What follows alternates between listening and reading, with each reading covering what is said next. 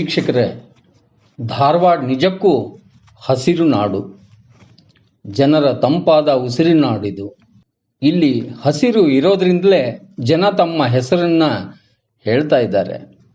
ಅದು ಈ ಕೊರೋನಾ ಹಾವಳಿಯಲ್ಲಿಯೂ ಕೂಡ ತಮ್ಮ ಊರು, ತಮ್ಮ ಹೆಸರು ಹೇಳಲು ಜನರಿದ್ದಾರೆ.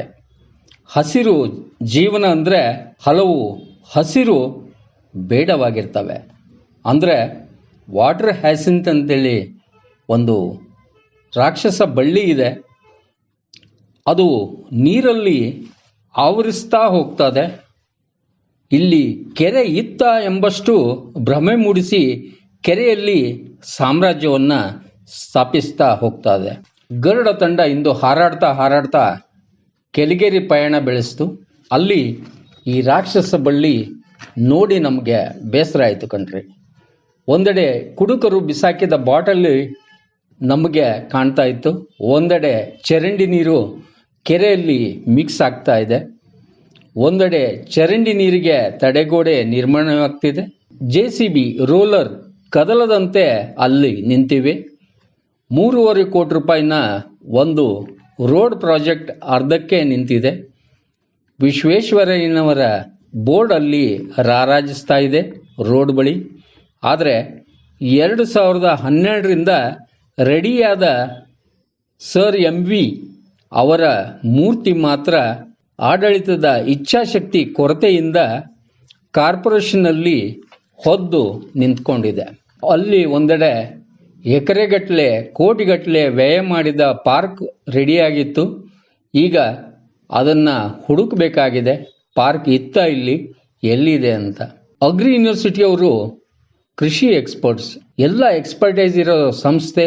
ಈ ರಾಕ್ಷಸ ಬಳ್ಳಿಗೆ ಅದರ ಚಾಚುವ ನಾಲಿಗೆಯನ್ನು ಅವರು ಯಾವಾಗ ಕಟ್ ಮಾಡ್ತಾರಂತ ಯಕ್ಷ ಪ್ರಶ್ನೆ ಆಗಿದೆ. ಶಾಸಕರೇ, ಆಡಳಿತವೇ ಈ ವಿಶ್ವೇಶ್ವರಯ್ಯನವರ ಮೂರ್ತಿಗೆ ಸ್ಥಳ ನೀಡಲಾರದಷ್ಟು ದಾರಿದ್ರ್ಯ ನಮ್ಮ ಇಚ್ಛಾಶಕ್ತಿಗೆ ಬಂದಿದೆಯಾ? ಸ್ಥಾಪನೆ ಯಾವಾಗ? ನಾವು ಕೆಲವೊಂದು ಪ್ರಶ್ನೆ ಕೇಳ್ತಾ ಕೊನೆಗೆ ಈ ರಾಕ್ಷಸ ಬಳ್ಳಿಯಿಂದ ಮುಕ್ತಿ ಯಾವಾಗ ಕೆಲಿಗೇರಿಗೆ? ಯಾವಾಗ ಅಂತ ಕೇಳ್ತಾ ಇದ್ದೀವಿ, ಯಾವಾಗ ಅಂತ ಕೇಳ್ತಾ ಇದ್ದೀವಿ, ಯಾವಾಗ ಅಂತ ನಿಮ್ಮನ್ನು ಕೇಳ್ತಾ ಇದ್ದೀವಿ. 3 ಬಾರಿ ನಾವು ಕೇಳಿದ್ದೀವಿ, 100 ಬಾರಿ ಕೇಳ್ತೀವಿ, ಉತ್ತರ ಒಂದೇ ಬಾರಿ ಹೇಳಿಬಿಡಿ. ವೀಕ್ಷಕರೇ ನಮಸ್ಕಾರ. ನಾವೀಗ ಕೆಲಿಗೇರಿ ಪರಿಸರದಲ್ಲಿದ್ದೇವೆ. ಒಂದೆಡೆ ಈ ಚರಂಡಿ ನೀರು ಕೆಲಿಗೇರಿ ಒಳಗಡೆ ಸೇರಿಕೊಂಡು ರಾಕ್ಷಸ ಗಿಡಗಳು ಅಂತ ಏನು ಹೇಳ್ತಾರಲ್ಲ, ನೋಡ್ಲಿಕ್ಕೆ ಅಷ್ಟೇ ಚೆಂದ ಇರ್ತದೆ. ಆದರೆ ನೀರುಗಳನ್ನೆಲ್ಲ ಆಗ ಆ ಜರಿಯನ್ನೆಲ್ಲ ತಿಂತಾ ಇದೆ ಅದು. ಜೊತೆಗೆ 3.5 ಕೋಟಿ ರೂಪಾಯಿದು ಯಾವುದೋ ಒಂದು ಪ್ರಾಜೆಕ್ಟ್ ಬಂದಿದೆ, ನೀವು ನೋಡ್ತಾ ಇದ್ದೀರಾ. ಅರ್ಧಂಬರ್ಧ ಆಗಿದೆ ಅಂತ. ಅದು 8 ತಿಂಗಳಿಂದ ಕಾಮಗಾರಿ ನಡೀತಾನೇ ಇದೆ ಅಂತೆ. ನೋಡಿ ಯಾವ ರೀತಿ ಇದೆ. ಈಗ ಅಲ್ಲಿ JCB ನಿಂತಿದೆ, ಇಲ್ಲಿ ರೋಲರ್ ನಿಂತಿದೆ, ಹಾಗೆ ಇಲ್ಲೊಂದು ಕಾಂಪೌಂಡ್ ಕೊಟ್ಟಿದ್ದಾರೆ. ವೀಕ್ಷಕರೇ, ನೀವು ನೋಡ್ತಾ ಇದ್ದೀರಾ ಈ ಕಾಂಪೌಂಡು. ಇದು 3.5 ಕೋಟಿ ರೂಪಾಯಿಯ ಒಂದು ಪ್ರಾಜೆಕ್ಟ್ ಅಂತೆ. ಇಲ್ಲಿಂದ ರೋಡ್ ಮಾಡಿ ಪ್ರಾಯಶಃ ಕೆಲಿಗೇರಿ ಚಂದ ತೋರಿಸ್ಲಿಕ್ಕೆ ಅಂತ ಇರಬೇಕು ಜನಕ್ಕೆ. ಆದರೆ ಈಗ ಗಿಡಗಳು ಏನು ಬೆಳೀತಾ ಇದೆ, ರಾಕ್ಷಸ ಗಿಡ, ಇದರ ತೀವ್ರತೆ ನೋಡಿದರೆ ಕೆಲಿಗೇರಿ ಕೆರೆ ಮುಚ್ಚೋದ್ಮೇಲೆ ಪ್ರಾಯಶಃ ಇಲ್ಲಿ ಎಂತೆಂಥ ಬಿಲ್ಡಿಂಗ್ಗಳಾಗ್ತವೆ ಗೊತ್ತಿಲ್ಲ. ಇನ್ನೂ ರೋಡು ಇದು ಎಲ್ಲೆಲ್ಲಿ ಹೋಗುತ್ತೆ ಬರಲಿ. ಯಾಕಂದರೆ ಇದು ಮೊದಲು ಕಾಳಜಿ ವಹಿಸಬೇಕಾಗಿದ್ದು ಈ ಗಿಡ ಬೆಳಿಲಾರ್ದಂಗೆ ನೋಡ್ಕೋಬೇಕಾಗಿದೆ. ಇದಕ್ಕೆ ಕೆಲವೊಬ್ಬರು ಎಕ್ಸ್ಪರ್ಟ್ಸ್ ಏನು ಹೇಳ್ತಾರೆ, ಚರಂಡಿ ನೀರು ಏನಾದರೂ ಅದರೊಳಗೆ ಮಿಕ್ಸ್ ಆದಂತಂದರೆ ಈ ಗಿಡ ಬೆಳೆಯೋ ಚಾನ್ಸಸ್ ಇರುತ್ತೆ. ಆಮೇಲೆ ಅದು ಹೂವು ಚೆಂದ ಕಾಣ್ತದೆ ಗಿಡದ್ದು, ನಿಮಗೆ ತೋರಿಸ್ತೀವಿ ನಾವು ಅಲ್ಲಿ. ಆ ಹೂವನ್ನ ಚೆಂದ ಇದೆ ಅಂತ ಏನಾದರೂ ನೀವು ತೊಗೊಂಡೋದ್ರೆ ಒಂದು ಕಡೆ ಏನಾದರೂ ಹಾಕಿದರೆ ಅದು ಒಂಥರ ರಕ್ತ ಬೀಜಾಸುರನ ವಂಶ ಇದ್ದಂಗೆ ಬೆಳೀತಾನೆ ಹೋಗ್ತದೆ, ಹಾಗೆ ಪರಿಸರನ ಹಾಳು ಮಾಡ್ತದೆ ಅಂತ ಹೇಳ್ತಾರೆ. ತೋರಿಸ್ತೀವಿ ಬನ್ನಿ ನಿಮಗೆ ಯಾವ ರೀತಿ ಅದು ಬೆಳೀತದೆ ಗಿಡ ಅಂಥೇಳಿ. ನೀವು ನೋಡ್ತಾ ಇದ್ದೀರಾ ಅಲ್ಲಿ ವೆಹಿಕಲ್ಗಳು ನಿಂತ್ಕೊಂಡಿದ್ದಾವೆ, ರಿಪೇರಿ ನಡೀತಾ ಇದೆ ಅಂತೆ. ಎಷ್ಟು ಖರ್ಚಾಗಿದೆ ಗೊತ್ತಿಲ್ಲ, ಯಾಕೆ ಖರ್ಚಾಗಿದೆ ಗೊತ್ತಿಲ್ಲ. ಹಾಗೆ ಖರ್ಚಾಗಿರೋದು ಯಾವ ರೀತಿ ಅಂತ ನಿಮಗೆ ನಾವು ತೋರಿಸ್ತೀವಿ.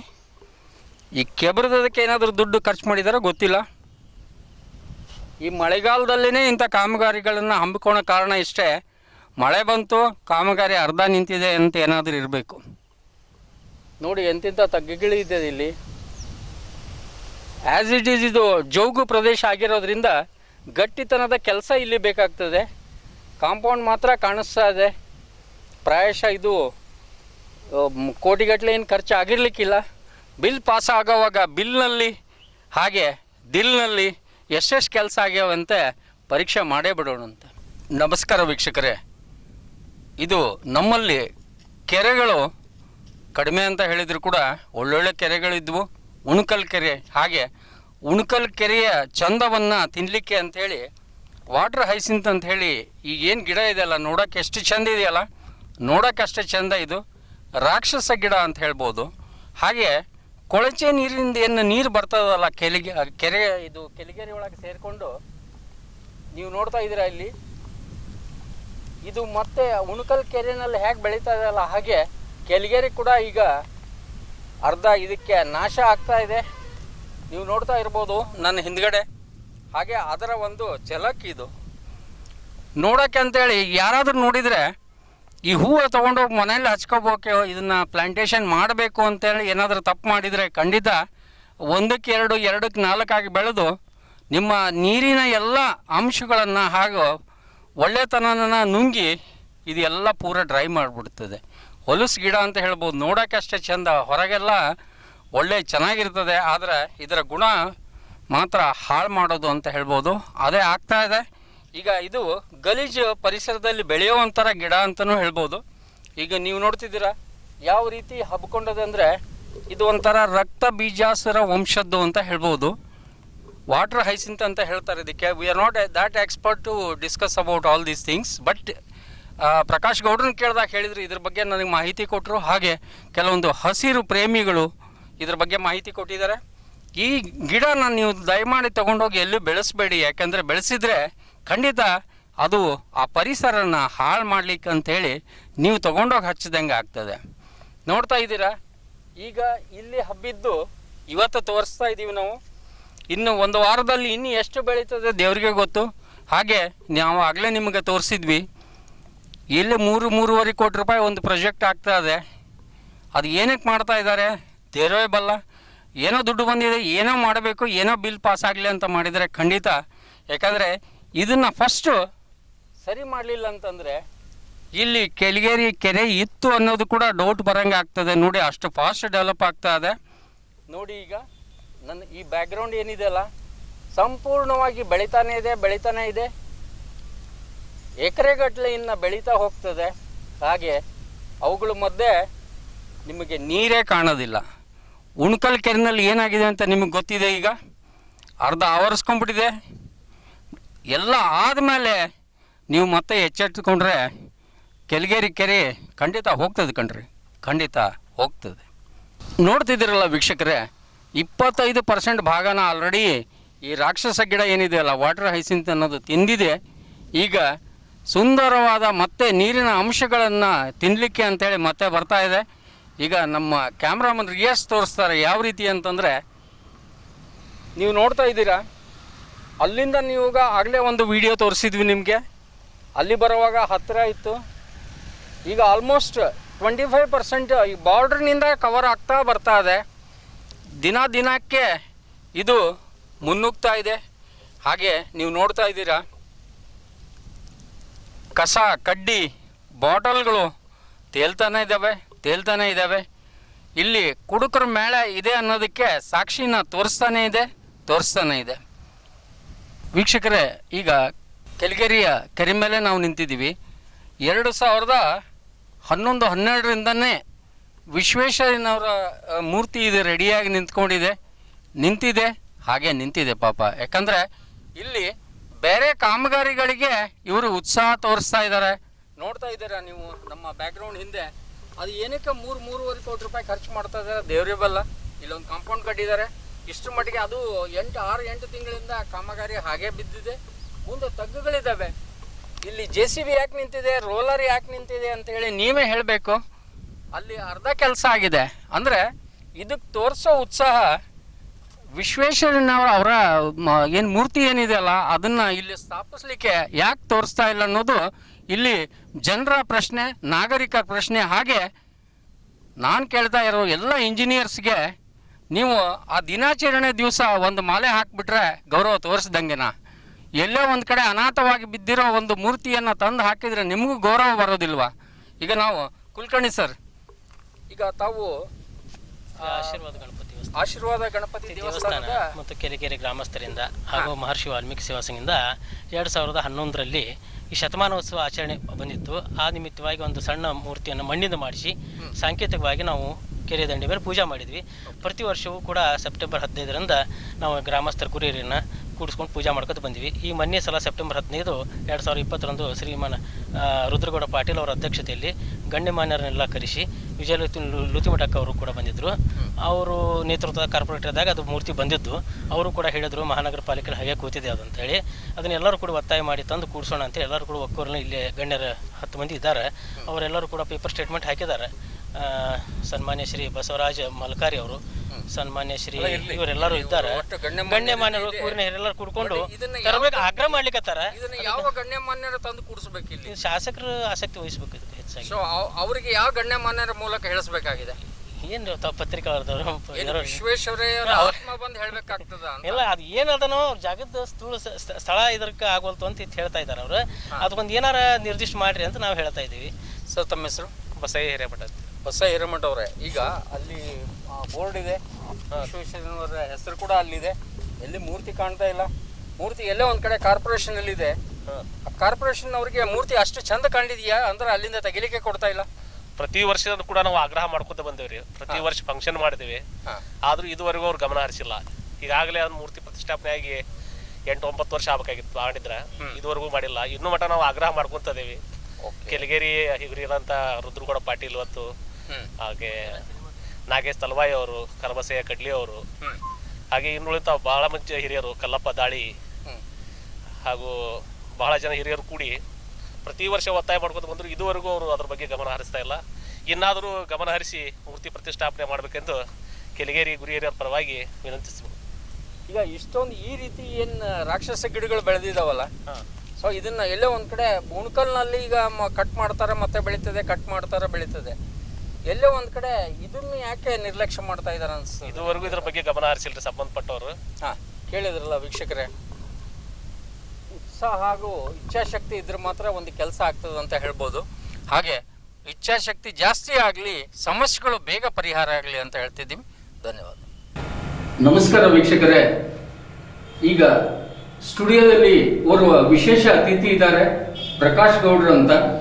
ಪಕ್ಷಿ ತಜ್ಞರು, ಪರಿಸರ ಪ್ರೇಮಿ, ಹಾಗೆ ಗ್ರೀನ್ ಆರ್ಮಿ ಏನಂತ ಹೇಳಿ ತಂಡ ಇದೆ ಧಾರವಾಡದಲ್ಲಿ, ಅದರ ಸಂಸ್ಥಾಪಕ ಅಧ್ಯಕ್ಷರು ಕೂಡ ಅವರು.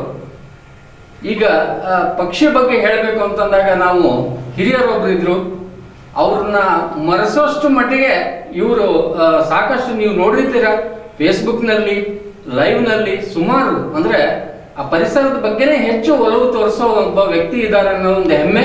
ಹಾಗೆ ನಾವು ನಿಮಗೆ ಆ ಕೆಳಗೇರಿ ಬಗ್ಗೆ ಹೇಳ್ತಾ ಇದ್ವಿ. ಕೆಳಗೇರಿನಲ್ಲಿ ಹೇಳುವಾಗ ಒಂದು ರಾಕ್ಷಸ ಬಳ್ಳಿ ಬಗ್ಗೆ, ಅಂದ್ರೆ ಅದು ಹೇಗೆ ಆವರಿಸ್ತಿದೆ ಅಂತಂದ್ರೆ, ಇನ್ನು ಸ್ವಲ್ಪ ದಿವಸದಲ್ಲಿ ಇಲ್ಲಿ ಕೆಳಗೇರಿ ಕೆರೆ ಇತ್ತ ಅನ್ನೋಷ್ಟು ಮಟ್ಟಿಗೆ ಅನುಮಾನ ಮೂಡಿಸೋಷ್ಟು ನಮಗೆ ಆ ವಾತಾವರಣ ಸೃಷ್ಟಿ ಆಗ್ತದೆ. ಸರ್, ಕಾರ್ಯಕ್ರಮಕ್ಕೆ ತಮಗೆ ಸ್ವಾಗತ ಸರ್. ಸರ್, ಈಗ ನಮಗೆ ಜನರಲ್ ಆಗಿ ನಾನೊಬ್ಬ ವೀಕ್ಷಕನಾಗಿ ಕೂಡ ಒಂದು ಪ್ರಶ್ನೆ ಕೇಳ್ತೇನೆ. ಅದಕ್ಕೊಂದು ಸೈಂಟಿಫಿಕ್ ನೇಮ್ಗಳು ಇರ್ತವೆ, ಕೆಲವೊಂದು ಏನಂತಾರಲ್ಲ ಬಳ್ಳಿಗಳಿಗೆ, ಹಸಿರಿಗೆ. ಈಗ ಕೆಳಗೇರಿನಲ್ಲಿ ಈಗ ನಾವು ನಿಮ್ಗೆ ವಿಡಿಯೋದಲ್ಲಿ ತೋರಿಸ್ತಾ ಇದ್ದೀವಿ. ಆ ಬಳ್ಳಿ ಏನಂತಾರಲ್ಲ, ಅದಕ್ಕೆ ಏನ್ ಪರ್ಟಿಕ್ಯುಲರ್ ಹೆಸರು ಅಂತ ಸರ್? ಅದಕ್ಕೆ ಓಕೆ, ಅದಕ್ಕೆ ವಾಟರ್ ಹೆಸ್ ಅಂತಂತಾರೆ. ಅದ್ರ ಬಗ್ಗೆ ನಾನು ಸಂಪೂರ್ಣವಾಗಿ ಹೇಳೋಕಿನ ಮೊದಲು ಒಂದು ವಿಷಯ ನಾ ಹೇಳಲೇಬೇಕು. ಬೇಸಿಕ್ ಆಗಿ ಏನಪ್ಪ ಅಂದ್ರೆ, ಒಂದು ಕೆರೆ ಅಂದ್ರೆ ಏನು ಅಂತ. ಒಂದು ಕೆರೆ ಅಂದ್ರೆ ಒಂದೇ ದಿವಸ ನಿರ್ಮಾಣ ಆಗಿದ್ದಲ್ಲ. ಹೌದು. ಒಂದು ಕೆರೆ ಅಂದ್ರೆ ಅದಕ್ಕೆ ಹಲವಾರು ವರ್ಷದ, ನೂರಾರು ವರ್ಷದ, ಎಷ್ಟೋ ದಶಕಗಳ ಒಂದು ಇತಿಹಾಸ ಇರ್ತದೆ. ಆ ಕೆರೆಯಲ್ಲಿ ಒಂದು ಸಂಪೂರ್ಣವಾದ ಜೀವ ವೈವಿಧ್ಯತೆ ಅಥವಾ ನಾವು ಒಂದು ಎಕೋಸಿಸ್ಟಮ್ ಏನಂತಲ್ಲ, ಆ ಎಕೋಸಿಸ್ಟಮ್ ಇದ್ದಾಗ ಮಾತ್ರ ಅದು ಹೆಲ್ದಿ ಎಕೋಸಿಸ್ಟಮ್ ಇದ್ರೆ ಮಾತ್ರ ಅದೊಂದು ಏನಪ್ಪ ಅಂದ್ರೆ ಸುಸಜ್ಜಿತವಾದ ಮತ್ತು ಒಂದು ಜೀವ ವೈವಿಧ್ಯ ಇರುವಂತಹ ಕೆರೆ ಅಂತ ಹೇಳಿ ಹೇಳ್ಬೋದು. ನಾವು ಉದಾಹರಣೆಗೆ ಆ ವೀಡ್ಕಿನ ಮೊದಲ ಆ ಕೆರೆ ಬಗ್ಗೆನೇ ಹೇಳ್ತೇನೆ. ನಮ್ಮ ಕೆಳಗೇರಿ ಕೆರೆ 100 ವರ್ಷದ ಇತಿಹಾಸ ಇತ್ತು. ಯಾವಾಗಲೂ ಒಂದು ಕೆರೆ ನಿರ್ಮಾಣ ಆಯ್ತಂದ್ರೆ ಅಲ್ಲಿ ನ್ಯಾಚುರಲ್ ಆಗಿ ಎಲ್ಲಿಂದ ಎತ್ತರದಿಂದ ನೀರು ಬಂದು ಅಲ್ಲಿ ನಿಂತ್ಕೋತದ. ನಿಂತ ತಕ್ಷಣ ಒಂದೇ ದಿವಸಕ್ಕೆ ಆ ಕೆರೆ ಜೀವಂತ ಆಗದ. ಖಂಡಿತ. ಸೊ ಅಲ್ಲಿ ಅತ್ಯದ್ಭುತವಾದ ಒಂದು ಅಲ್ಲಿ ಬಯಾಲಜಿಕಲ್ ಆಕ್ಟಿವಿಟಿ ಆಗ್ತದೆ. ಆ ಬಯಾಲಜಿ ಆಕ್ಟಿವಿಟಿ ಹೇಗಿರ್ತದೆ ಅಂತಂದ್ರೆ ಅಲ್ಲೆಲ್ಲ ಹುಳ ಹುಪ್ಪಡಿಗಳು ಅಲ್ಲಿರುವಂಥ ಸಸ್ಯಗಳು ಅಲ್ಲಿ ಆಕ್ಟಿವ್ ಆಗ್ತವೆ. ಫಾರ್ ಎಕ್ಸಾಂಪಲ್ ಹೊಸದಾಗಿ ಒಂದು ಕೆರೆಗೆ ನೀರು ಬಂತಂದ್ರೆ ಅಲ್ಲಿ ಮೊದಲ ಜೀವ ಒಂದು ಸ್ಟಾರ್ಟ್ ಆಗೋದು ಒಂದು ಏನೀಗ ನಾವು ಈ ಏರೋಪ್ಲೇನ್ ಅಂತೇಳಿ ನೋಡಿ, ಒಂದು ಆ ಏರೋಪ್ಲೇನ್ ಅನ್ನು ಒಂದು ಹುಳ ಹಾರ್ತಾ ಇರ್ತಾರಲ್ಲ, ಆ ಒಂದು ಏನು ಅದು ಜೀವ ಐತಲ್ಲ ಫಸ್ಟ್ ತನ್ನ ಒಂದು ಸಂಚಾರವನ್ನ ಅಲ್ಲಿ ಮಾಡ್ತದೆ. ಅದು ಆಕ್ಚುಲಿ ತನ್ನ ಒಂದು ಏನಪ್ಪಾ ಅಂತಂದ್ರೆ ಆ ಗಂಡು ಹೆಣ್ಣು ಸೇರಿದ ಮೇಲೆ ಆ ಸೇರುವಾಗ ಅವು ಆ ಗಂಡು ಆ ಹೆಣ್ಣಿನಲ್ಲಿ ತನ್ನ ಮೊಟ್ಟೆ, ಆ ಹೆಣ್ಣು ಅದರ ಮೊಟ್ಟೆಗಳನ್ನ ಆ ಗಂಡಿನ ಜೊತೆ ಸೇರಿಸಿ ಆ ಮೊಟ್ಟೆಗಳನ್ನೇ ನೀರಿನಲ್ಲಿ ಹೋಗಿದ್ದು. Okay okay. ಆ ನೀರಿನಲ್ಲಿ ಚೆಲ್ಲಿದಾಗ ಈ ಮೊಟ್ಟೆಗಳೇನೋ ನೀರನ್ನೇ ಸೇರ್ಕೋತಾವ. ಸೇರ್ಕೊಂಡ ತಕ್ಷಣ ಅಲ್ಲಿ ಒಂದು ಆಹಾರ ಅನ್ನೋದು ಉತ್ಪಾದನೆ ಆಗುತ್ತೆ. ಅಲ್ಲೊಂದು ಆಹಾರ ಅನ್ನೋದು ದೊರಕ್ತದೆ. ಯಾವಾಗ ಆಹಾರ ದೊರಕ್ತದೆ ಅಲ್ಲಿ ಸಣ್ಣಗ ಕಪ್ಪೆಗಳು ಬರ್ತಾವ. ಯಾವಾಗ ಕಪ್ಪೆಗಳು ಬರ್ತಾವ, ಕಪ್ಪೆಗಳ ಮಲಮೂತ್ರದಿಂದ ಅಲ್ಲಿ ಏನಪ್ಪಾ ಅಂದ್ರೆ ಕಳೆಗಳು ಹುಟ್ಟುತ್ತಾವ. Wonderful beads. ಅವಕ್ಕೆ ನಾವು ಅಲ್ಲಿ ನಮ್ಮ ನೀರಿನಲ್ಲಿ ಇರುವಂತ ಏನಪ್ಪಾ ಅಂತ ಗ್ರಾಸ್ಗಳಿರ್ಬೋದು, ಬೇರೆ ಬೇರೆ ತರದ ಅಲ್ಲಿ ಸಸ್ಯಗಳು ಹುಟ್ಟುತ್ತಾವ. ಈ ಸಸ್ಯಗಳು ಹುಟ್ಟೋದಿದ್ರೆ ಮತ್ತೆ ಅಲ್ಲಿರುವಂತ ನೀರಲ್ಲಿರುವಂತ ಹುಳ ಉಪ್ಪಡಿಗಳು ಹುಟ್ಟುತ್ತಾವು. ಅದೇ ನಾನು ಹೇಳಿದ್ನಲ್ಲ ಏರೋಪ್ಲೇನ್ ಅನ್ನೋ ಹುಳ ಅಂತ ಹೇಳಿದ್ನಲ್ಲ, ಆ ಹುಳ nearly it stays in water for nearly 3 years. 3 ವರ್ಷ ಹುಳ ಕೆರೆಯಲ್ಲೇ ಇದ್ದು ಅದು ಕೆರೆಯಿಂದ ಹೊರ ಬರಲಿಕ್ಕೆ ಲಾಸ್ಟ್ 2 months ತನ್ನ ಜೀವನದ ಕೊನೆ ಹಂತದಲ್ಲಿ ಅದು ಬರ್ತದೆ. ಅವಾಗ ನಿಮ್ಗೆ ಹಾರ್ಲಿಕ್ಕೆ ಸಿಗ್ತದೆ. ಅಲ್ಲಿವರೆಗೆ ಅದಲ್ಲಿ ಇರ್ತದೆ.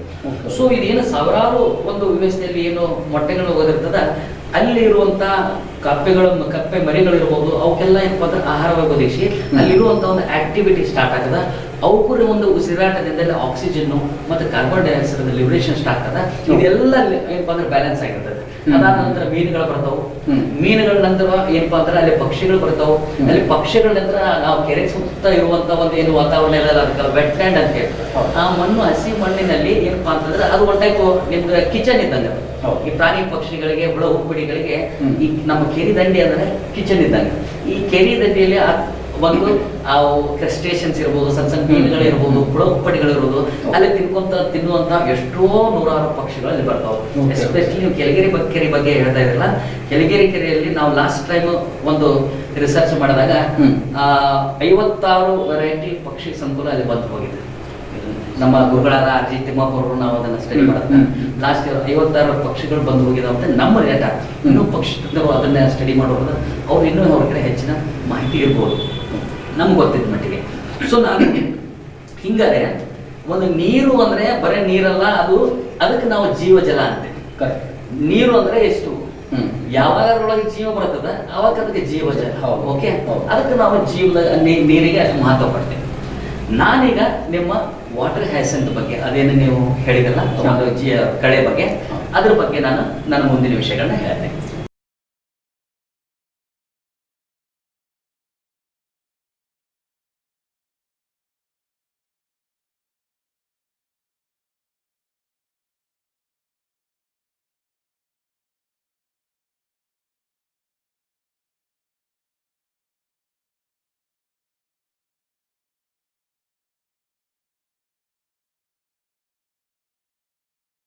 ವೀಕ್ಷಕರೇ, ಒಂದು ಚಿಕ್ಕ ಬ್ರೇಕ್ನ ನಂತರ ಮತ್ತೆ ನಮ್ಮ ಮಾತು ಮುಂದುವರಿತಾ ಇದೆ. ಈಗ ಪ್ರಕಾಶ್ ಗೌಡ್ರು ಸರ್ ಹೇಳ್ತಾ ಇದ್ರು ಆ ರಾಕ್ಷಸ ಬಳ್ಳಿಗೆ ಏನಂತಾರಲ್ಲ, ನಾವು ರಾಕ್ಷಸ ಬಳ್ಳಿ ಅಂತಾನೆ ಕರೆಯೋಣ, ಯಾಕಂದ್ರೆ ಹಬ್ಕೊಳ್ಳೋದು ಆ ರೀತಿ ಹಬ್ಕೊಳ್ತಾ ಇದೆ. ಸರ್ ಅದ್ರ ಬಗ್ಗೆ ಹೇಳ್ತಾ ಇದ್ದೀರ ಏನು ಅಂತ? ಈ ಒಂದು ವೀಡ್ ಏನಿದೆಯಲ್ಲ, ನಾವೇನು ವೀಡ್ ಅಂತೀವಲ್ಲ ಅದು ಸಸ್ಯಕ್ಕೆ, ಅದು ಐಕೋರ್ನಿಯಾ ಕ್ರಾಸಿಪಸ್ ಅಂತ ನಾವು ವೈಜ್ಞಾನಿಕವಾಗಿ ಹೇಳ್ತೇವೆ. ಓಕೆ, ಆ ಐಕೋರ್ನಿಯಾ ಕ್ರೈಸಿಪಸ್ ಏನಪ್ಪ ಒಂದು ಮಹತ್ವ ಅಂತಂದ್ರೆ ಕನ್ನಡದಲ್ಲಿ ಅಂತರಗಂಗೆ.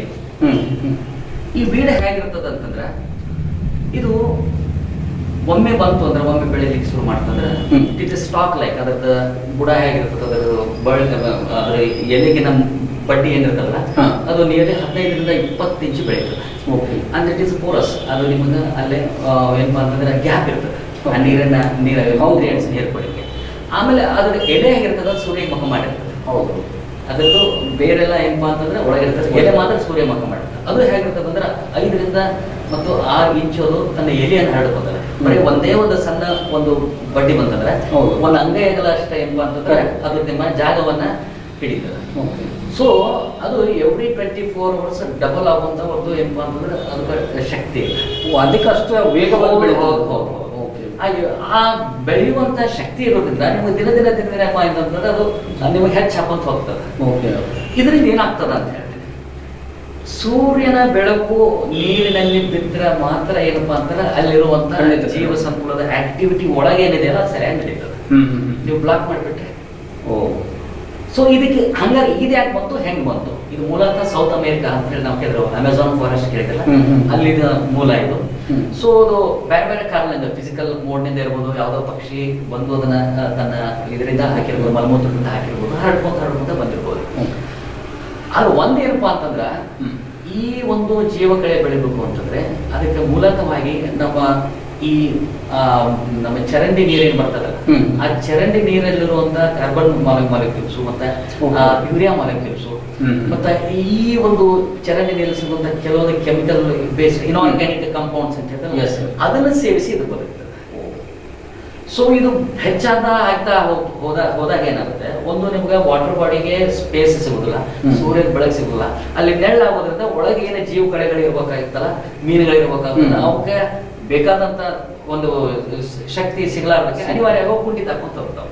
ಹೆಂಗೆ ಬೆಳ್ಕೊಂತ ಹೋಗ್ತಾ ಹಂಗೆ ಕಡಿಮೆ ಆಗ್ತದೆ. ಸರ್ ಹಾಗಾದ್ರೆ ಹ್ಯಾಕ್ ಕಂಟ್ರೋಲ್ ಮಾಡೋದು ಅಂತ ನಿಮ್ಮ ವಿಷಯ ಬಂದಾಗ ಈ ಬಂದಂತ ಒಂದು ಈ ಕಳೆಯ ಬಗ್ಗೆ ನಾವು ಮಾತಾಡೋದು ಮತ್ತು ಬರುವುಕಿನ ಮೊದಲ ತಡೆಯೋದು ಎರಡು ವಿಷಯಗಳು ಬರ್ತವೆ. ಈಗ ನಿಮ್ಮ ಕೆಳಗಡೆ ಕೇರಿ ಒಳಗೆ ಬಂದಿದೆ ಅಂತ ಇದಕ್ಕೆ ನಾವು ಒಂದೇ ಮೆಥಡ್ಲಿನ ನಾವು ತೆಗಿಲಿಕ್ಕೆ ಬರೋದಿಲ್ಲ. ಫಾರ್ ಎಕ್ಸಾಂಪಲ್ ಈ ಫಿಸಿಕಲ್ ಮೆಥಡ್ ಅಂತ ಬರ್ತವೆ. ನೀವು ಲೇಬರ್ ಹಚ್ಚೋ ಒಂದು ಯಾವುದೋ ಒಂದು JCB ತಗೊಂಡ್ಬಂದು ಫಿಸಿಕಲಿ ಅದನ್ನ ತೆಗೆದು ಎತ್ತಿ ಮತ್ತೊಂದು ಯಾವುದೋ ಸುರಕ್ಷಿತ ಸ್ಥಳದಲ್ಲಿ ಅದನ್ನ ಡ್ರಾಪ್ ಮಾಡೋದು, ಇದು ಒಂದು. ಎರಡೇ ಬಂದಾಗ ಕೆಮಿಕಲ್ ಬೇಸ್ಡ್ ಅಂತ ಮಾಡ್ತಾರೆ. ಕೆಮಿಕಲ್ ಬೇಸ್ಡ್ ಮೆಥಡ್ ಒಳಗೆ ಏನಪ್ಪಾ ಅಂದ್ರೆ ಈ ಅರ್ಸೆನಿಕ್ ನಂತ ಒಂದಿಷ್ಟು ಕೆಮಿಕಲ್ಸ್ ಗಳನ್ನ ಹಾಕಿ ಅದರ ಏನಪ್ಪಾ ಅಂತಂದ್ರೆ ಅದರ ಬೆಳವಣಿಗೆನ ಕುಂಠಿತ ಮಾಡುವಂತಹ ಕೆಲಸ ಮಾಡ್ತದೆ. ಮತ್ತೆ ವಜಾ ಏನಂದ್ರೆ ಈ ಕೆಮಿಕಲ್ ಹ್ಯಾಕ್ ಮಾಡೋದ್ರಿಂದ ಈ ಅರ್ಸೆನಿಕ್ ನೀರಿನಲ್ಲಿ ಸೇರೋದ್ರಿಂದ ಮತ್ತಷ್ಟು ನಮ್ಮ ನೀರಿನ ಏನಪ್ಪಾ ಅಂತಂದ್ರೆ ಕ್ವಾಲಿಟಿ ಹಾಳಾಗ್ತದೆ. ಮತ್ತೊಂದ್ರಿಂದ ಸೈಡ್ ಎಫೆಕ್ಟ್ ಇದೆ. Arsenic is very dangerous. ನೀವು ನೋಡಿದ್ರಲ್ಲ ಅಲ್ಲೆಲ್ಲ ನಮ್ಗೆ ಇದ್ರ ಯಾವ್ದು ಯಾದಗಿರಿ ಹತ್ರ ಅರ್ಸೆನಿಕ್ ಪ್ರಾಬ್ಲಮ್ ಇಂದ ನಮಗೆ ಏನಂತಂದ್ರೆ. ಇನ್ನು ಮೂರನೇದು ಬಯಾಲಜಿಕಲ್ ಕಂಟ್ರೋಲ್. ಬಯಾಲಜಿಕಲ್ ಅಂದ್ರೆ ಮತ್ತೊಂದು ಬೇರೆ ಒಂದು ಹುಳವನ್ನು ಬಿಟ್ಟು ಮತ್ತೊಂದು ಯಾವ್ದೋ ವೀಡನ್ನು ಬಿಟ್ಟು ಅದರ ಪಾಪ್ಯುಲೇಷನ್ ಕಡಿಮೆ ಮಾಡುವಂಥದ್ದು. ಸೊ ಆ ಒಂದು ವಿಷಯದಾಗ ನಾವು ಒಂದು ಪ್ರಯತ್ನ ಹಿಂದೆ ಉಣಕಲ್ಕೆರೆ ಒಳಗೆ ನಮ್ಮ agri university doctor R.K. Patil ಆ ಪ್ರಯತ್ನವನ್ನ ಮಾಡಿದ್ರು. ಆ ಪ್ರಯತ್ನವನ್ನ ಮಾಡಿದಾಗ ಅಲ್ಲಿ ಇನ್ನೂ ಅಷ್ಟು ನಮ್ಗೆ ಏನ್ ಮಾತ್ರ ಅಲ್ಲಿ ಒಂದು ಕ್ವಾಂಟಿಟಿಗೆ ವರ್ಕೌಟ್ ಆಗೋದು ಕಷ್ಟ ಆಯ್ತು. ಯಾಕಂದ್ರೆ ಅಷ್ಟೊಂದು ಅಮೌಂಟ್ ಆಗಿ ಬೆಳೆದ್ಬಿಟ್ಟಿತ್ತು. ಇದಕ್ಕೆ ಕೆಳಗಡೆ ಒಳಗೆ ಇನ್ನೊಂದು ಬಂದಿತ್ತು, ಅದರ ಹೆಸರು ನಾನು ನೆನಪಾಗಿದ್ದೇನೆ. ಅದನ್ನ ನಾವು ಬಯಾಲಜಿಕಲ್ ಕಂಟ್ರೋಲ್ ಮಾಡಿದ್ವಿ, ಅದೇ R.K. ಪಾಟೀಲ್. ಬಟ್ ಇದನ್ನ ನಾವು ಇದ್ರ ಪ್ರಯೋಗ ಮಾಡಿದಾಗ ಅದು ಅಷ್ಟು, ಯಾಕಂದ್ರೆ ಅದರ ಕ್ವಾಂಟಿಟಿ ಬಹಳ ಇತ್ತು, ನಾವು ಅಷ್ಟು ಹುಳುಗಳನ್ನ ಹಿಡ್ಕೊಂಡು ಬರೋದು ಕಠಿಣ ಆಯ್ತು. ಸೊ ಸ್ಟಾರ್ಟಿಂಗ್ ಇದ್ದಾಗ ಮಾಡ್ಬೋದು. ಇದು ಪ್ರಾಬ್ಲಮ್ ಇದೆ ಬಯಾಲಜಿಕಲ್. ಇನ್ನು ನಾಲ್ಕನೇ ವಿಷಯ ಬಂದಾಗ ಈ ಮೂರು ಕಂಟ್ರೋಲ್ ವಿಷಯ ಆಯ್ತು. ಇನ್ನು ನಾಲ್ಕನೇ ವಿಷಯ ಬಂದಾಗ ಸರ್ ಬರ್ಲಾರ್ದಂಗೆ ತೆಗೆಯೋದು, ಇದು ಬಹಳ ಇಂಪಾರ್ಟೆಂಟ್.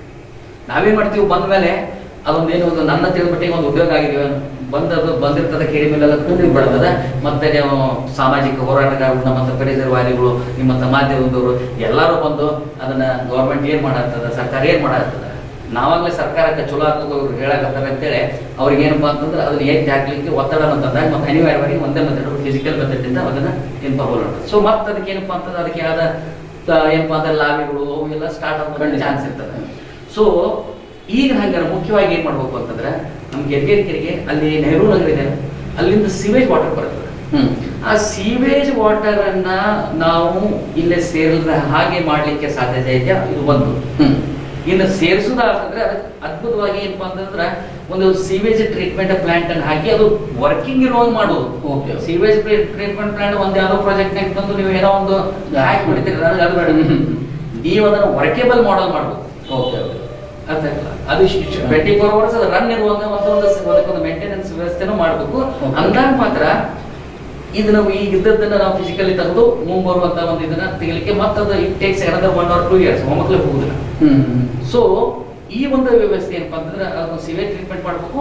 ಆಮೇಲೆ ಆದಷ್ಟು ಇಲ್ಲೇ ಸೀವೇಜ್ ವಾಟರ್ ಸೇರ್ಲಾರ್ದಂಗೆ ಮಾಡುವುದು ಬಹಳ ಇಂಪಾರ್ಟೆಂಟ್. ಯಾಕಂದ್ರೆ 156 ಎಕರೆ ಕೆರೆ, ಕೆರೆ 156 ಎಕರ್ ಅದು ಬಂದು ಸೇರಿಸುವಂತ ಏನು ಶುದ್ಧ ಜಲಮೂಲ ಸೇರಬೇಕು. ಆಮೇಲೆ ಸಿವೇಜ್ ವಾಟರ್ ಅಲ್ಲೇ ಸೇರ್ಲಾರ್ದಂಗೆ ಮಾಡೋದು. ಸಿವೇಜ್ ಟ್ರೀಟ್ಮೆಂಟ್ ವಾಟರ್ ಪ್ಲಾಂಟ್ ಒಂದು ಇಂಪಾರ್ಟೆಂಟು. ಮುಂದೆ ಉಳಿದಂಥ ನಾವು ಕಾಂಪೋಸಿಟ್ ಏನಪ್ಪಾ ಅಂತಂದ್ರೆ ಮೆಥಡ್ಗಳ ಮೂಲಕ ಅದನ್ನು ಕಳೆಯನ್ನು ರಿಮೂವ್ ಮಾಡುವಂಥ ಒಂದು ಕೆಲಸ ಸದ್ಯದ ಮಟ್ಟಿಗೆ ಆಗಬೇಕು, ಶೀಘ್ರ ಆಗಬೇಕು ಅಂತ ನನ್ನ ಒಂದು ಅನಿಸಿಕೆ. ಈಗ ನಾನು ಕೇಳೋದು, ಈ ಬೆಕ್ಕಿನ ಏನಂತಾರಲ್ಲ ಕೊರಳಿಗೆ ಗಂಟೆ ಯಾರು ಕಟ್ಟಬೇಕು ಅನ್ನೋ ಒಂದು ಪ್ರಶ್ನೆ ಪ್ರತಿ ಸತಿ ನಮ್ಮ ಇಲ್ಲಿ ಏನಾಗ್ತದಲ್ಲ ಅವಳಿ ನಗರ ಹೋರಾಟದಲ್ಲಿ ಬಂದೇ ಬರ್ತದೆ. ಅಂದ್ರೆ ಯಾರು ಮುಂಚೂಣಿಯಲ್ಲಿ ಒಂದು ಸ್ಟೆಪ್ ಮುಂದಿಡಬೇಕು, ಹಾಗೆ ಎಷ್ಟು ದಿವಸ ಅವನು ಹಾರಾಡ್ತಾನೆ ನೋಡೋಣ, ಒಂದು 4 ದಿವಸ ಏನೋ ಹಾಕ್ಬೋದು, ಫೇಸ್ಬುಕ್ನಲ್ಲಿ ವಾಟ್ಸಪ್ನಲ್ಲಿ ಹಾಕ್ಬೋದು, ಎಷ್ಟಂತ ಒದರ್ತಾನೆ ಆಮೇಲೆ ಸೈಲೆಂಟ್ ಆಗ್ತದೆ ಅನ್ನೋ ಪ್ರಶ್ನೆಗೆ ಉದಾಸೀನತೆ ಇದಕ್ಕೆ ಮೊದ್ಲೇ ಅವಾಗ ಸರ್. ಯಾಕಂದ್ರೆ ತಾವು ಹೇಳ್ದಂಗೆ ಬಹಳ ಫಾಸ್ಟಾಗಿ ಗ್ರೋ ಆಗುತ್ತೆ ಇದು. ಗಂಟೆ ಅದು 24 ತಾಸಿನಲ್ಲೂ ಡೆವಲಪ್ ಆಗ್ಬೋದು. ಈಗ ನಾವು ನೋಡ್ತಾ ಒಂದು ವಾರದ ಕೆಳಗಿಂತ ಜಾಸ್ತಿ ಇದು ಈಗ ಮತ್ತೆ ಬಿಟ್ಕೊಂಡ್ಬಿಟ್ಟಿದೆ, ಒಂದು ತಿಂಗಳಾಯ್ತು. ಸೊ ಈ ರೀತಿ ಇರುವಾಗ ಅಂದ್ರೆ ಈಗ prevention is better than cure ಅಂತ ಹೇಳ್ತಾರಲ್ಲ, ಪ್ರಿವೆನ್ಷನ್ ಅನ್ನೋದಕ್ಕಿಂತ ಅರ್ಧ ಆಲ್ರೆಡಿ ಹರಡ್ಕೊಂಡ್ಬಿಟ್ಟಿದೆ. ಸೊ ಇದನ್ನ ಇವತ್ತಿನಿಂದನೇ ಸ್ಟಾರ್ಟ್ ಮಾಡಬೇಕು ಅಂತಂದ್ರೆ ಕೂಡ ಎಷ್ಟು ದಿವಸಕ್ಕೆ ಅದು ಸಮ ಆಗ್ಬೋದು ಅಥವಾ ಏನಂತಾರಲ್ಲ ಹರಡಿಕೆ ಕಡಿಮೆ ಆಗ್ಬೋದು ಅಂತ ಹೇಳ್ತಾರೆ. ಓಕೆ, ಭಾಳ ಒಳ್ಳೆ ಪ್ರಶ್ನೆ ಕೇಳಿದ್ರಿ. ಈ ಕೆಲಿಗೇರಿ ಕೆರೆದು ಬೇರೆ ಕೆರೆದಾದ್ರೂ ನಿಮ್ಗೆ ಅದಕ್ಕೆ ಯಾರೋ ಒಬ್ಬ ಜವಾಬ್ದಾರಿ. ಕೆಲಿಗೇರಿ ಕೆರೆದು ಬಂದಾಗ ಒಂದು ಸಮಸ್ಯೆ ಇದೆ. ಅದು ನಮ್ಮ ಕಾರ್ಪೊರೇಷನ್ ಅಂಡರೇ ಅದು ಆಫಿಷಿಯಲ್ ಓನರ್ ಇದ್ರು. ಅದು 9 ವರ್ಷ 19 years ಅದು ಅಗ್ರಿ ಯೂನಿವರ್ಸಿಟಿ ಕೃಷಿ ವಿಶ್ವವಿದ್ಯಾಲಯದ ಅಂಡರ್ ಏನಪ್ಪಾ ಅಂದ್ರೆ ಅದು ಇದೆ ಲೀಸ್ಗಿದೆ ಅಥವಾ ಮತ್ತೊಂದು ಅವರ ಒಂದು ಇದರೊಳಗೆ ಪ್ರೊಡಕ್ಷನ್ ಒಳಗೆ ಕಾರಣ ಇದೆ. ಓಕೆ, ಅದನ್ನು ಕ್ವಾಲಿಟಿ ಉಳಿಸ್ಕೊಡ್ಬೇಕು. ಅದರ ಜವಾಬ್ದಾರರು ಕೃಷಿ ವಿಶ್ವವಿದ್ಯಾಲಯ. ಓಕೆ, ಕೃಷಿ ವಿಷಯದಲ್ಲಿ ನಾನು ಮೂಲೆಯಲ್ಲಿ ಒಂದು ಸಣ್ಣ ಒಂದು ನರ್ಸರಿ ಮಾಡಿದೆ. ಅವ್ರದ್ದೇ ಆದ ಸ್ಟಾಕ್ ಇದೆ. ಅವ್ರು ಅವಾಗ ಸ್ವಲ್ಪ ಕಳೆ ಬಳೆ ಬಂದ್ರೆ ಅದನ್ನು ತೆಗಿತಾ ಇರ್ತಾರೆ. ಅವ್ರ ಲಿಮಿಟೆಡ್ ಸ್ಟಾಕ್ ಇದೆ. ಅವ್ರಿಗೆ ಒಂದು ಡಿಪಾರ್ಟ್ಮೆಂಟ್, ಅದರಲ್ಲಿ ಅವ್ರ ಡಿಪಾರ್ಟ್ಮೆಂಟ್ ಅಲ್ಲಿ ಯಾರೋ ಒಬ್ರು ಇನ್ಚಾರ್ಜ್ ಕೊಟ್ಟಿರ್ತಾರೆ. ಅವ್ರದ್ದು ಲಿಮಿಟೇಷನ್ ಇದೆ. ಸೊ ಹಂಗಾರ ಆ ಲಿಮಿಟೇಷನ್ ಇದ್ದಾಗ ಇದನ್ನ ಜಿಲ್ಲಾಡಳಿತ ಮುಂದೆ ಬಂದು, ನನ್ನ ಪ್ರಕಾರ ಜಿಲ್ಲಾಡಳಿತ ಮುಂದೆ ಬಂದು ಕೃಷಿ ನಮ್ಮ ಕೆಲಿಗೇರಿ ಕೆರೆಗೆ ಸ್ಟೇಕ್ ಹೋಲ್ಡರ್ಸ್ ಅಂತೆ ನಾವು. ಸ್ಟೇಕ್ ಹೋಲ್ಡರ್ಸ್ ಅಂದ್ರೆ ಅದನ್ನ ಬಳಕೆದಾರರು, ಅದರ ಏನಪ್ಪಾ ಅಂತಂದ್ರೆ ಅದರ ಅನುಕೂಲಗಳನ್ನ ಪಡೆಯುವಂತವರು, ಅದರ ಹಕ್ಕುದಾರರು ಮತ್ತು ಏನ ಸರ್ಕಾರಿ ಸಂಸ್ಥೆಗಳು ಒಟ್ಟಾಗಿ ಸೇರ್ಕೊಂಡು ಒಂದು ಸಮಗ್ರವಾದ ಒಂದು ನಿರ್ಣಯಕ್ಕೆ ಬರ್ಬೇಕಾಗಿದೆ. ಹೇಗೆ ಅಂತ ಹೇಳ್ತೇನೆ, ಜಿಲ್ಲಾಡಳಿತ ಎಲ್ಲರನ್ನೂ ಒಂದು ಜವಾಬ್ದಾರಿನ ಕರೆದು, ಎಸ್ಪೆಷಲಿ ಬಹಳ ಇಂಪಾರ್ಟೆಂಟ್ ಇರೋದು ಏನಂದ್ರೆ ಜಿಲ್ಲಾಡಳಿತ ಇದು ಮುಖ್ಯ. ಕೃಷಿ ವಿಶ್ವವಿದ್ಯಾಲಯದ ಅವ್ರ ನೇತೃತ್ವವನ್ನು ಕರೆದು, ಕಾರ್ಪೊರೇಷನ್ ಕರೆದು, ಮತ್ತೆ ಅದು ಕನ್ಸಲ್ಟ್ ಇರುವಂತಹ ವಾಲ್ಮಿ ಅಂತ ದೊಡ್ಡ ಸಂಸ್ಥೆ ಇದೆ ನಮ್ಮ ಅದರ ಏನಪ್ಪಾ ಅಂತಂದ್ರೆ ರಾಜ್ಯದ ಜವಾಬ್ದಾರಿ ಇರ್ತದೆ. ಅವರು ಆ ಪದಕ್ಕೆ ಹೋರಾಡ್ತಾ ಇದ್ದಾರೆ. ಸೊ ಅವ್ರನ್ನೆಲ್ಲ ಕರ್ಕೊಂಡು ಒಂದು ಸಮಗ್ರವಾದ ನೀವು ಪ್ಲಾನ್ ಮಾಡ್ಬೇಕು immediate as early as possible. So ಇಂಥ ಒಂದು ಸಮಸ್ಯೆಗಳಿದಾವೆ. ಇದನ್ನ ಹೇಗೆ ನಾವು ಅದಕ್ಕೆ ಆ ಸಮಸ್ಯೆಗೆ ಒಂದು ಪರಿಹಾರ ಕಂಡು ಇದನ್ನೆಲ್ಲ ಇಟ್ಕೊಂಡು ಅಗದಿ ಮುಖ್ಯವಿರುವುದು ನಿಮಗಿರುವಂತಹ ಸುತ್ತಮುತ್ತಲಿನ ಜನ, ಅವ್ರಿಗೆ ಅವೇರ್ನೆಸ್ ಕೊಡೋದು ಬಹಳ ಇಂಪಾರ್ಟೆಂಟ್. ಎಸ್ಪೆಷಲಿ ಕೆಲಿಗೇರಿ ಜನಗಳು ಅಲ್ಲಿ ಬಹಳ ಅದರ ಬಗ್ಗೆ ಒಂದು ಗೌರವ ಇಟ್ಟುಕೊಂಡಾರೆ. ಅವರು ಒಳ್ಳೆಯ ಒಂದು ಕೆಲಸ ಮಾಡ್ತಾರೆ. ಯಾಕಂದ್ರೆ ಅವರು ಮೊದಲೇ ಅಲ್ಲಿ ಏನಪ್ಪಾ ಅಂತಂದ್ರೆ ಅಲ್ಲಿ ಬಹಳಷ್ಟು ನಮ್ಮ POP ಗಣಪತಿಗಳು ಬರ್ತಿದ್ವು. ಆಮೇಲೆ ಬೇರೆ ಬೇರೆ ತೊಂದರೆಗಳು ಅಲ್ಲಿ ಆಗ್ತಿದ್ವು, ನೀರಿನ ಕಲ್ಮಶ ಆಗಲಿಕ್ಕೆ ಏನೇನು ಆಗ್ತಿದೆ. ಆದ್ರೆ ಕೆಲಿಗೇರಿ ಜನರ ಫಸ್ಟ್ ರಾಜ್ಯದಲ್ಲಿ ಪ್ರಥಮವಾಗಿ ಕೆಲಿಗೇರಿಯಲ್ಲಿ ಗಣಪತಿಗಳು ಒಗಿಬಾರ್ದಂತ ಒಂದು ಸಪರೇಟ್ ಅದಕ್ಕೊಂದು ಮಾಡಿ 3 ವರ್ಷದಿಂದ ಆ ಪ್ರಯತ್ನ ನಮ್ಮ ದೀಪಾ ಮೇಡಮ್ ಅವರಿದ್ದಾಗ ಅದು ಆಯ್ತು. ಬಹಳ ಒಳ್ಳೆ ಕೆಲಸ ಆಗಿತ್ತು. ಈ ವರ್ಷ ಈ ಕೊರೋನಾ ಗದ್ದಲದಲ್ಲಿ ಗಣಪತಿ ಹಾಕ್ಬೇಕು, ಇಡಬೇಕು, ಚೆಲ್ಬೇಕು, ಬಿಡ್ಬೇಕು ಅನ್ನೋದೆಲ್ಲ ಕನ್ಫ್ಯೂಷನ್ ಮತ್ತೆ ಏನಪ್ಪಾ ಅಂತಂದ್ರೆ ಗಣಪತಿಗಳು ಬಿದ್ದು POP ಬಂತು. 3 ವರ್ಷದಿಂದ ಅದ್ಭುತ ನಡೀತಿತ್ತು. ಸೊ ಆ ಕೆಲಿಗೇರಿ ಗ್ರಾಮಸ್ಥರೇ ಅಂತಾರೆ, ಅಲ್ಲೇ ಒಂದಿಷ್ಟು ಮುಖ್ಯಸ್ಥರು ಆಕ್ಚುಲಿ ಅಲ್ಲಿ ರುದ್ರಗೌಡ ಪಾಟೀಲ್ ಅಂತ ಒಬ್ಬರಿದ್ದಾರೆ, ಅಲ್ಲೇ ಒಂದು ಅವ್ರು ಬಹಳಷ್ಟು ಒಳ್ಳೆ ಕೆಲಸ ಮಾಡಿದ್ದಾರೆ. ಸೊ ಅವ್ರನ್ನೆಲ್ಲ ಇಟ್ಕೊಂಡು ನಾವು ಒಂದು ಸಮಗ್ರ ಪ್ಲಾನ್ ಮಾಡಬೇಕು. ಅದರಲ್ಲಿ ಜಿಲ್ಲಾಡಳಿತ ಮುಖ್ಯವಾಗಿ ತಗೊಂಡು ಕೃಷಿ ವಿಶ್ವವಿದ್ಯಾಲಯ ಈ ಜವಾಬ್ದಾರಿ ಮತ್ತು ಇವ್ರಿಗೂ ಈ ಜವಾಬ್ದಾರಿ, ಮತ್ತೆ ನೀವು ಗ್ರಾಮಸ್ಥರಿಗೂ ಈ ಜವಾಬ್ದಾರಿ, ನೆಹರು ನಗರದವರು ನೀವು ವೇಸ್ಟ್ ಅನ್ನು ಬಿಡುವಾಗ ಅಲ್ಲೊಂದು ಟ್ರೀಟ್ಮೆಂಟ್ ಪ್ಲಾಂಟ್ ಆಗೋದು, ಎಲ್ಲರೂ ತಮ್ಮ ಜವಾಬ್ದಾರಿಯನ್ನ ಸರಿಯಾಗಿ ಮನವರಿಕೆ ಮಾಡಿ ತಿಳಿಸ್ಕೊಡ್ತೀವಿ. ಇದು ಒಂದೇದು. ಎರಡನೇದು ಅತಿ ಇಂಪಾರ್ಟೆಂಟ್ ಕೆಲಿಗೇರಿ ಕೆರೆಗೆ ಅಲ್ಲಿ ಏನಪ್ಪಾ ಅಂತಂದ್ರೆ ಒಂದು ಸೆಕ್ಯೂರಿಟಿ ಬೇಕಾಗಿದೆ. ಖಂಡಿತ ನೋಡಿ, ಲಾಸ್ಟ್ ಒಂದು 5 ವರ್ಷ 6 ವರ್ಷದಿಂದ ಒಂದು 3 ಕೋಟಿ ರೂಪಾಯಿ ಪ್ರಾಜೆಕ್ಟ್ ಅದಲ್ಲೆಲ್ಲ ಪ್ರೊಡಕ್ಷನ್ ಮಾಡಿದ್ರು. ಹೌದಾ, ಮಾಡಿದ್ರು. ಮಾರನೇ ದಿವಸ ಲೈಟು, ಟ್ಯೂಬ್ಲೈಟು, ಪೆಡೆಸ್ಟ್ರಿಯನ್ ಇವನು ಮಾರ್ಗ ಎಲ್ಲ ಕಿತ್ತುಕೊಂಡು ನಿಮ್ಗೆ ಎಷ್ಟು ಬೇಕೋ ಅಷ್ಟು ಆರಾಮಾಗಿ ತಗೊಂಡು ಹೋದ್ರು. ನಿಮ್ಗೆ ಅಲ್ಲಿ ಮಾಡಿ ಏನು ಬೇಕು, ನೀವು ಅದಕ್ಕೆ ಸೆಕ್ಯೂರಿಟಿನೇ ಕೊಡ್ಲಿಲ್ಲ ಅಂದ್ರೆ ₹1 ರೂಪಾಯಿ. ಎಷ್ಟು 3 ಕೋಟಿ ರೂಪಾಯಿ ನಿಮ್ ಕಣ್ಣು ಮುಚ್ಚ ಹೋಗ್ಲಿ. ಇನ್ನೊಂದು ಮೂಲೆಯಲ್ಲಿ ನೆಹರು ನಗರ ಮೂಲೆಯಲ್ಲಿ JSS ಸ್ಕೂಲ್ ಕೆಳಗಡೆ ನೀವು ನೋಡಿದಿಲ್ಲ, ಅಲ್ಲಿ ಏನಪ್ಪಾ ಅಂತಂದ್ರೆ ದೊಡ್ಡ ಒಂದು ನಮ್ಮ ನಿರ್ಮಿತಿ ಕೇಂದ್ರದ ಒಂದು ದೊಡ್ಡ ಒಂದು ಅಲ್ಲಿ ಭವನ ಆಗಿ ಗಾರ್ಡನ್ ಆಗಿ, ಆ ಗಾರ್ಡನ್ ಈಗೆಲ್ಲ ಅಲ್ಲೆಲ್ಲೆಲ್ಲ ಅವ್ರಲ್ಲಿ ಗಾರ್ಡನ್ ಮಾಯ ಆಗಿದೆ. ಅಂದ್ರೆ ಕುಂಠಿತ ಅಂತಾರಲ್ಲ, ಅಂದ್ರೆ ಅಲ್ಲೆಲ್ಲೆಲ್ಲ ಮಾಯ ಆಗ್ಬಿಡ್ತಾವ. ಅಂತ ಒಂದು ವ್ಯವಸ್ಥೆ ಆಗಿ ಈ ಪುಣ್ಯ ದೃಷ್ಟಿಯಿಂದ ನಮ್ಮ ಹುಳ ಉಪ್ಪಡೆ ಹಾವು ಏಡಿಗಳು ಅವನ್ನ ಕಾಪಾಡ್ಲಿಕ್ಕೆ ಇರುವಂತ ಪರಿಸ್ಥಿತಿ ಇದೆ. ಅವು ಕಾಪಾಡ್ಲಿಕ್ಕೆ ಇಲ್ಲ ಅಂದ್ರೆ ಅದು ಯಾರೋ ಎನ್ಕ್ರೋಚ್ ಮಾಡ್ಕೊಂಡು ಮತ್ತೊಂದೇನೋ ಅಲ್ಲಿ ಇದು ವ್ಯವಸ್ಥೆ ಆಗುವಂತ ಆಗಿತ್ತು. ಸೊ ಆ ನಮ್ಮ ಜೀವಿಗಳಿಗೆ ಪಾಪ ಎಷ್ಟು ದಿವಸ ಅಲ್ಲಿರೋ ಮಣ್ಣು ಋಣ ಹೊಂದಿದಾವ ಅವು ಕಾಪಾಡ್ಲಿಕ್ಕೆ ಅದಾವ. ನನಗೆ ಬೇಕಾಗಿದ್ದು ನೀವು ಮಾಡುವಕ್ಕಿಂತ ಮೊದಲ ಯಾವುದೇ ಒಂದು 10 ರೂಪಾಯಿ ಖರ್ಚು ಮಾಡೋಕ್ಕಿಂತ ಮೊದಲ ಅದು ಸಂಪೂರ್ಣವಾಗಿ ಯಾವತ್ತೂ ಒಂದೇನಪ್ಪ ಅಂದ್ರೆ ಉಳಿಯುವಂಥದ್ದು ಮತ್ತು ಅದಕ್ಕೆ ಸಂಪೂರ್ಣ ಪ್ರೊಟೆಕ್ಷನ್ ಬೇಕು. ಆಮೇಲೆ ಅದು ಕ್ಯಾಚ್ಮೆಂಟ್ ಏರಿಯಾ ಬರ್ತಾ ಬರ್ತಾ ಕಡಿಮೆ ಆಗ್ತದೆ. ಎಸ್ಪೆಷಲಿ ಅದು ಕೆಳಗೇರಿ ಹೈವೇ ಬೈಪಾಸ್ ಆಗಿದ್ದ ಅದಕ್ಕೆ ಬಂದು ಸೇರುವಂತ ನೀರು ಕಡಿಮೆ ಆಗ್ತದೆ. ನಾವು ಆಕ್ಚುಲಿ ನೀರು ಬಹಳ ದೊಡ್ಡ ದೊಡ್ಡ ನೀರು ಭಯಂಕರ ಬಂದದಂತೀವಿ, ಅದು ಆಕ್ಚುಲಿ ಬಹಳಷ್ಟು ಸಿವೇಜ್ ವಾಟರ್ ಇರ್ತದೆ. ಸೊ ಈ ಒಂದು ವ್ಯವಸ್ಥೆಯ ಮೊದಲು ಸಿವೇಜ್ ವಾಟರ್ನ ಮಾಡಿ ಈ 3 ಸಮಸ್ಯೆಗಳು ಮೊದಲು ನಿರ್ವಹಿಸಿ ಆಮೇಲೆ ಅದರ ಡೆವಲಪ್ಮೆಂಟ್ ಬಗ್ಗೆ ಯೋಚನೆ ಮಾಡಿ. ಕೆರೆ ಸ್ವಚ್ಛತೆ ನೀವು ಇನ್ನೇ ಬೇಕಾದ್ರೆ ಇನ್ನೂ ಒಂದು ವಾರ ಹೋರಾಟ ಮಾಡ್ರಿ. ಅದರ ತೊಂದರೆ ವಾಟರ್ ಎಸೆಸ್ ಪ್ರಾಬ್ಲಮ್ಮು ಯಾರಂದಾಗ ಯಾರು ಜವಾಬ್ದಾರ ಬರೋದಿಲ್ಲ. ಈಗ ಒಂದು 10 ಕೋಟಿ 20 ಕೋಟಿ ರೂಪಾಯಿ ಬಂದೈತಂದ್ರೆ ಇದು ನಮ್ಮ ಸಂಸ್ಥೆಯಿಂದ ಬಂದದ, ನಮಗ್ ಬಂದದ, ನಾವು ಅದನ್ನ ಕೆಲಸ ಮಾಡ್ತೀವಿ, ನಾವು ಟೆಂಡರ್ ಕರಿತೀವಿ ಅಂತ ಒಂದು ಕಾರ್ಯಕ್ರಮ ಶುರು. ಸೊ ಈ ಒಂದು ವ್ಯವಸ್ಥೆ ಅದು ನಾನು ಸರ್ಕಾರಿ ವಿಷಯದಲ್ಲಿ ಮತ್ತೆ ಜನಗಳ ವಿಷಯದಲ್ಲಿ ಅಥವಾ ನೇತಾರರ ಬಗ್ಗೆನೂ ನಾವು ಮಾತಾಡೋದು. ನನಗೆ ಬೇಕಾಗಿರೋದು ಏನಂದ್ರೆ ನಮ್ಮ ಕೆರೆ ಉಳಿಬೇಕು, ಸ್ವಚ್ಛತೆ ಆಗಬೇಕು. ಆ 3 ಕೋಟಿ ರೂಪಾಯಿ ವರ್ಕ್ ಮಾಡೋದು ಇಂಪಾರ್ಟೆಂಟ್ ಇದ್ರೆ ಮಾಡಿ, ಬೇಡ ನನಗಿಲ್ಲ. ಆದ್ರೆ ನನಗೆ ಪ್ರೊಟೆಕ್ಷನ್ ಇಂಪಾರ್ಟೆಂಟ್. ಈಗ ಕೆಳಗೇರಿ ಬೈಪಾಸ್ ಎಲ್ಲ ನಿಮಗೆ ಅಲ್ಲಿ ಮಣ್ಣು ಇದು ಬಿದ್ದುಬಿಟ್ಟಿದೆ, ಏನೋ ರೋಡೇ ಬಂದಾಗ್ಬಿಟ್ಟಿದೆ. So these are the main problems. ಕೆಳಗೇರಿಗೆ ದಿನ ವಾಕಿಂಗ್ ಹೋಗೋರು 1000 ಜನ ಆ ಮೇನ್ ರೋಡನ್ನು ಕ್ಲಿಯರ್ ಮಾಡ್ಕೊಡಿ, ಅದನ್ನು ರಿಪೇರ್ ಮಾಡ್ರಿ. ಇಂಥ ಸಮಸ್ಯೆಗಳ ಮೊದಲು ಆದ್ಯತೆ ಕೊಟ್ಟು ಆಮೇಲೆ ಅದನ್ನ ನೀವೇನಂತಿರಲ್ಲ ಸೌಂದರ್ಯೀಕರಣ ಅನ್ನೋ ಒಂದು ದೊಡ್ಡ ಮಾಫಿಯಾ ನಡೆದಿದೆ.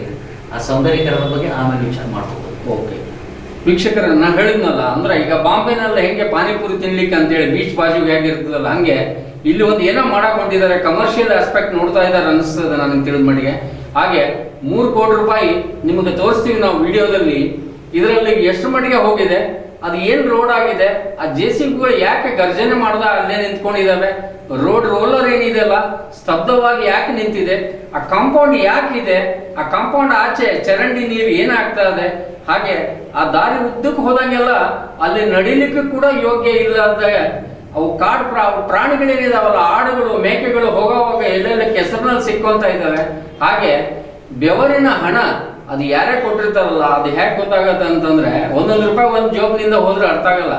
100 ಜನದ್ದು ಅದು 100 ಕೋಟಿ ಜನದ್ದು 1 ರೂಪಾಯಿ ಹೋದಾಗ 100 ಕೋಟಿ ಆಗ್ತದೆ. ಅದೇ ಹಣ ಇಲ್ಲಿ ಬರ್ತದೆ, ಆದ್ರೆ ಸರಿಯಾಗಿ ವ್ಯಯ ಆಗೋದಿಲ್ಲ. ನಾನು ನಿಮಗೆ ಇದನ್ನ ಸಂಪೂರ್ಣ ಇದ್ರ ಬಗ್ಗೆ ಮಾಹಿತಿ ಕೊಡ್ತೇವೆ. ಈಗ ನಿಮಗೆ ಆ ರೋಡ್ ತೋರಿಸ್ತಾ ಇದ್ದೀವಿ ನಮ್ಮ ವಿಡಿಯೋದಲ್ಲಿ ನೋಡಿ, ಅದು ಎಷ್ಟು ಮಟ್ಟಿಗೆ ಖರ್ಚು ಮಾಡಿದ್ದಾರೆ, ಅಲ್ಲಿ ಏನಾಗಿದೆ, ಯಾಕೆ ಮಾಡ್ತಾ ಇದ್ದಾರೆ ಅಂದ್ರೆ ಇಲ್ಲಿ ಈ ಗಿಡ ಬಳ್ಳಿಗಳು ಬೆಳೀತಾ ಬೆಳೀತಾ ಬೆಳೀತಾ ಮುಂದೆ ಹೋದಂಗೆಲ್ಲ ಆಮೇಲೆ ಎಚ್ಚೆತ್ಕೊಂಡ ಇದನ್ನ ಕಣ್ ತೆಗಿತಾರೆ ಅನ್ನೋ ಗೊತ್ತಿಲ್ಲ ಆಡಳಿತ. ಆದ್ರೆ ಯಾವ ಕೆಲಸ ಯಾವಾಗ ಮಾಡಬೇಕು ಅಂತ ಇಲ್ಲಿ ನಿಜವಾಗ್ಲೂ ಆಡಳಿತಕ್ಕೆ ಖಬರೇ ಇಲ್ಲ ಅಂತ ಹೇಳ್ತಾ ಇದ್ದೀನಿ. ಇದು ಖೇದಕರ. ಯಾಕಂದ್ರೆ ಯಾವಾಗ ಏನ್ ಮಾಡ್ಬೇಕು ಅಂತ ಆ ಸಮಯದಲ್ಲಿ ಮಾಡಿದ್ರೆ A stitch in time is saves 9 ಅಂತ ಹೇಳ್ತಾರಲ್ಲ, ಹಾಗೆ ಸಮಯದಲ್ಲಿ ಸರ್ ನಾನು ಹೇಳ್ತಾ ಇರೋದು ಇವಾಗ ತಮ್ಮಂತವ್ರನ್ನ ಹಾಗೆ ಇದಕ್ಕೆ ಸಂಬಂಧಪಟ್ಟವ್ರನ್ನ ಬುದ್ಧಿವಂತರನ್ನ ನಾನು ಸ್ಪೆಷಲಿ ಒತ್ತಿ ಹೇಳ್ತಾ ಇದ್ದೀನಿ. ಬುದ್ಧಿವಂತರನ್ನ, ನಮಗೆ ಕ್ವಾಲಿಟಿ ಬೇಕಿಲ್ಲಿ ಕ್ವಾಂಟಿಟಿಗಿಂತ ಅಂತವ್ರು ನಡ್ಕೊಂಡು ಏನಿದು ಸಮಸ್ಯೆ ಯಾಕೆ, ಮೂಲ ಯಾಕೆ, ಯಾವ ರೀತಿ ಪರಿಹಾರ. ಯಾಕಂದ್ರೆ ಪ್ರತಿ ಸಮಸ್ಯೆ ಒಂದು ಪರಿಹಾರ ಇರ್ತದೆ. ಇಲ್ಲಿ ಇಚ್ಛಾಶಕ್ತಿ ಕೊರತೆ ಇದೆ ಸರ್ ನಂಗೆ ತಿಳಿದ ಮಟ್ಟಿಗೆ. ಅಂದ್ರೆ ಈಗ ಯಾರೋ ಇವತ್ತು ನಾವೇನೋ ಇನ್ನು ತೋರಿಸಿದ್ಮೇಲೆ 1-2 ದಿವಸ ಬರ್ತಾರೆ, ಹೌದಪ್ಪ ನಾವು ಮಾಡಿದ್ವಿ ಇದ್ರ ಬಗ್ಗೆ ಮಾಡೋಣ ಅಂತ ಹೋದ್ಮೇಲೆ ಅಲ್ಲಿ ಒಂದಿಷ್ಟು ಸೆಲ್ಫಿಗಳಾಗ್ತವೆ, ಫೇಸ್ಬುಕ್ ನಲ್ಲಿ ಬರ್ತಾವೆ, ವಾಟ್ಸಪ್ ಗ್ರೂಪ್ ನಲ್ಲಿ ಬರ್ತಾವೆ, ನಂತರ ಏನೂ ಆಗೋದಿಲ್ಲ. ಮತ್ತೆ ಅಲ್ಲಿ ನಾವು ಬೇರೆ ಬೇರೆ ಕೆಲಸದಲ್ಲಿ ತೊಡಗಿ ಬಿಡ್ತಾವ್ರ ಮನುಷ್ಯ ಅಂದ ತಕ್ಷಣ. ಹೀಗಾಗಿ ಅದು ಹಂಗೆ ನೆನೆಗುದಿಗೆ ಬಿದ್ದುಬಿಡ್ತದೆ ಸರ್. ಈಗ ಗರುಡ ಟಿವಿ ಈ ವಿಚಾರದಲ್ಲಿ ಸ್ಪೆಷಲಿ ಅದಕ್ಕೊಂದು ಏನೋ ತಾರ್ಕಿಕ ಅಂತ್ಯ ಸಿಗೋವರೆಗೂ ಒಂದು ಸ್ಟೆಪ್ ಇಡ್ತಾನೆ ಹೋಗ್ತದೆ. ನಮ್ಮೊಂದಿಗೆ ತಾವು ಇರಬೇಕು ಅಂತ ಕೇಳ್ಕೊಳ್ತೀವಿ. ಧನ್ಯವಾದ ಸರ್. ನಾವು ಈ ಕೆರೆ ನೀರು ಮತ್ತು ನಮ್ಮ ಪ್ರಾಣಿ ಪಕ್ಷಿಗಳ ಪರಿಸರದ ಸಂರಕ್ಷಣೆಗೆ ಸದಾ ನಿಮ್ಮ ಜೊತೆ ಇರ್ತೇವೆ. ಇಂಥ ಒಳ್ಳೆಯ ಕಾರ್ಯಕ್ರಮ ನಮ್ಮ ಥ್ಯಾಂಕ್ ಯು ಸರ್.